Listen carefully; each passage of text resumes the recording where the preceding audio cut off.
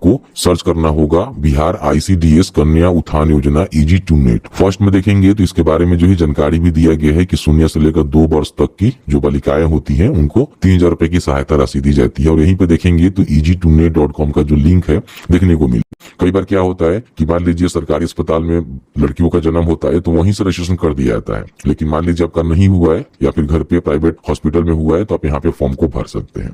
देखिए यहाँ पे सबसे पहले जो है वित्तीय वर्ष आपको देखने को मिलेगा, तो अभी जो है 24-25 चल रहा है तो 24-25 ही आपको देखने को मिलेगा। हर एक साल जो है इसका फॉर्म फिलअप होता है, हमेशा जो इसका फॉर्म लाइव ही रहता है, कभी भी आप आके फॉर्म भर सकते हैं। यहाँ पे योजना में देखेंगे तो 2 योजना आपको देखने को मिलेगा। मुख्यमंत्री कन्या उत्थान योजना 0 से लेकर 1 वर्ष के बीच में लड़कियों का उम्र है तो ये वाला का सिलेक्शन करेंगे, और 1 से लेकर 2 वर्ष के बीच में लड़कियों का जन्म है तो ये वाला जो सिलेक्शन है वो आपको करना होगा। देख लीजिएगा आपका जो लड़की है वो कौन से कैटेगरी में जा रही है, 0 से 1 या फिर 1 से 2 ईयर। तो जिसका भी सिलेक्शन करेंगे उसके हिसाब से ही आपको जानकारी यहाँ पे भरने की आवश्यकता होगी। अब यहाँ पे अपना जिला का सिलेक्शन करना है कि आप कौन से जिले के अंतर्गत आते हैं, परियोजना बताएंगे, फिर यहाँ पे अपना क्षेत्र बताएंगे, ग्रामीण है शहरी है, पंचायत बताएंगे कौन से पंचायत के अंतर्गत आते हैं, उसके बाद गाँव का सिलेक्शन करेंगे और जो भी आपका वार्ड है यहाँ पे वार्ड का सिलेक्शन कर लेंगे। तो ये जानकारी आपको भरना मैंडेटरी होता है। अब यहाँ पे नीचे आएंगे तो जो भी व्यक्तिगत जानकारी है, जैसे कि सबसे पहले ध्यान रखिएगा यहाँ पे जो आधार नंबर है ना माता का आपको देना है, और ये आधार नंबर जो है सही ढंग से देना है, कहीं भी किसी प्रकार की आपको गलती नहीं करना है। अब यहाँ पे देखेंगे माता का जो नाम है ना आधार के अनुसार यहाँ पे आपको देना है। कई बार क्या होता है कि अगर जुड़वा मान लीजिए किसी महिला को जो है जुड़वा यहाँ पे कन्या जन्म ली हुई है तो यहाँ पे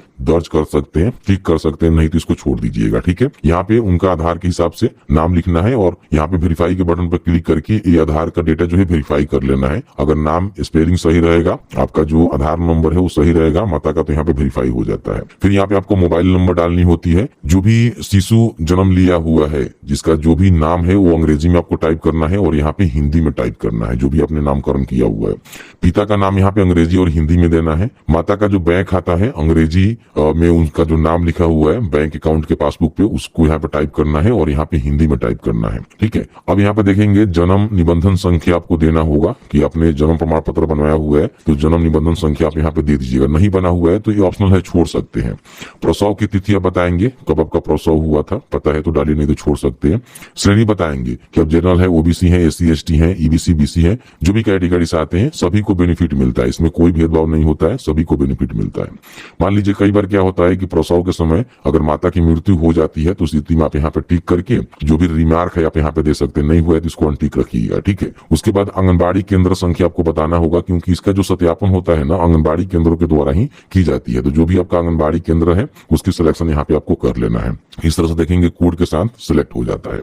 अब यहाँ पे क्या करना है कि जो भी बैंक जानकारी है वो आपको यहाँ पे देना है। तो यहाँ पे जो भी बिहार में स्थित आपका बैंक होना चाहिए तो बैंक खाता संख्या लिखेंगे, उसका IFSC कोड यहाँ पे डालेंगे और बैंक का जो नाम है आप यहाँ से बता सकते हैं कि कौन सा आपका बैंक है, इसी में आपका जो है पैसा जाएगा। ध्यान रखिएगा माता पिता में किसी एक का जो है बैंक अकाउंट आप यहाँ पे दे दीजिएगा, बेहतर रहेगा कि माता कहीं दीजिएगा तो ठीक रहेगा। ठीक है, इस तरह से डालनी है। अब यहाँ पे देखेंगे दस्तावेज अपलोड करे में जो है सबसे पहले 0 से लेकर 1 के ईयर के बीच में जिनका मान लीजिए कंडीशन में है तो यहाँ पे देखेंगे जन्म प्रमाण पत्र उनको अपलोड करना पड़ेगा, जो कि मैंडेटरी नहीं है, आप इसको छोड़ भी सकते हैं अगर आपने जन्म प्रमाण पत्र नहीं बनवाया हुआ है।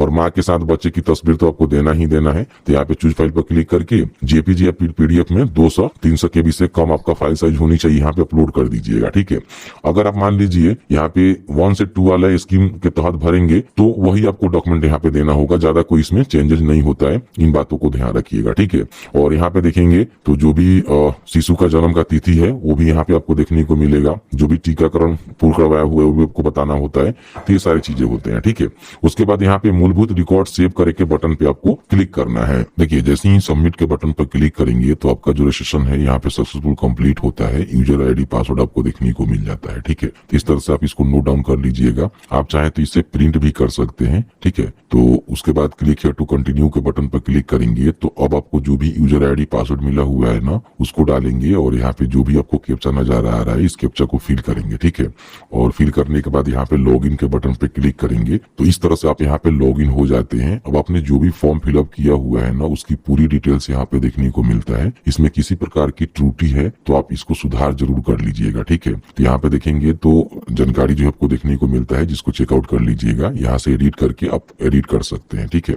उसके बाद थोड़ा सा आपको नीचे आना है, ठीक है। तो चलिए मैं नीचे यहाँ पे थोड़ा सा कर देता हूँ। नीचे करने के बाद देखेंगे तो यहाँ पे आपने जो भी डॉक्यूमेंट वगैरह अपलोड किया हुआ है, जो भी अकाउंट वगैरह दिया हुआ है, सब आपको देखने को मिलता है। रिकॉर्ड अपडेट कर सकते हैं, डॉक्यूमेंट को व्यू कर सकते हैं, और लास्ट में रिकॉर्ड को अंतिम रूप देखे के बटन पे क्लिक करेंगे तो यहाँ पे देखेंगे तो आपके सामने जो है इस तरह से आपको यहाँ पे टिक करना है। उसके बाद फाइनल सबमिट के बटन पर क्लिक करना है, तो आपका जो फॉर्म है ना, इस तरह से यहाँ पे यस करके फाइनल सबमिट हो जाता है।